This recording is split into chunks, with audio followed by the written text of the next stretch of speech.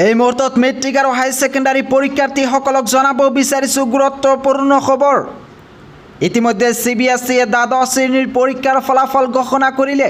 এই মুহূৰ্তৰ আটাইতকৈ ডাঙৰ খবৰ, ইতিমধ্যে CBSEৰ হায়াৰ ছেকেণ্ডাৰী পৰীক্ষাৰ ফলাফল ঘোষণা হৈছে। এই বছৰ CBSEত হায়াৰ ছেকেণ্ডাৰী পৰীক্ষাত 87.33% ছাত্ৰ ছাত্ৰীয়ে উত্তীৰ্ণ হৈছে। ইফালে মেট্ৰিক আৰু হাই ছেকেণ্ডাৰী পৰীক্ষাৰ ফলাফল কেতিয়া ঘোষণা কৰিব, ইয়াক লৈ ছাত্ৰ ছাত্ৰীসকলে চিন্তিত হৈ আছে।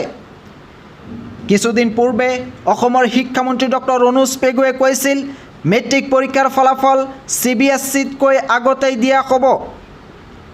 ইফালে CBSE দ্বাদশ শ্ৰেণীৰ পৰীক্ষাৰ ফলাফল ঘোষণা কৰিলে, কিন্তু আজিলৈকে মেট্ৰিক আৰু হাই ছেকেণ্ডাৰী পৰীক্ষাৰ ফলাফল ঘোষণা কৰা নাই।